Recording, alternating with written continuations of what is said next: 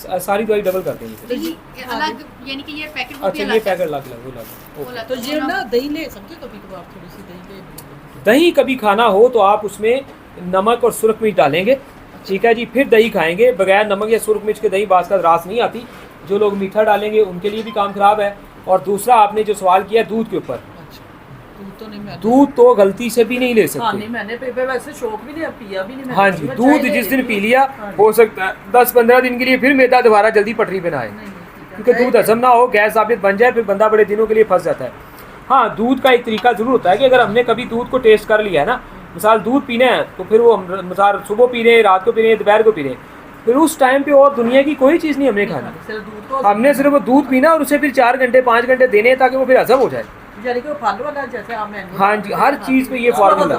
हाँ जी, अब कोई भी दो डिब्बी ये एक और कर दें और ये सारी साथ सेम करके कर एक और कर दें। हाँ मैंने कहा डबल पकड़ा दवाई इधर जानी है तो मैं कहा ये वो मेरे कोई मसला जरूरी जाना भी है कहीं तो। कोई मसला नहीं, अल्लाह खैर करेगा। तो इसलिए जो है ना दूध जो है ना वो लोगों को सूट नहीं आता। तो इसी तरह पराठे लोग खाते हैं, अपना मैदा ख़राब रखते हैं। कुछ लोग चावल खाने के बाद पानी ज़्यादा पी लेते हैं, चावल खाने के बाद बोतल पी लेते हैं, उनके भी मैदे ख़राब रहते हैं, उन्हें भी एहतियात करनी मैं तो पड़ेगी। पानी पहले 1 गिलास पी लेती हूँ, बाद में नहीं लेनी। तो पहले वाला भी को आधा घंटा ठहर के पीना है। अच्छा। बाकी जब मैदा मुद्दा बड़ा फिट जा रहा है फिर इतराज़ नहीं होता। पहले थोड़ी देर पी रहे हैं, बाद में अब मैदा ठीक जा रहा है ना, तो आप खाने से 20 मिनट आधा घंटा पहले भी पी रहे तो पीते रहे, हमें कोई इतराज़ नहीं। पीना चाहिए कि ऐसे कहते 16 गिलास 18 गिलास नहीं, वो गलत है, बकवास कर रहे, इतना पानी नहीं पीना चाहिए, गलत है। पानी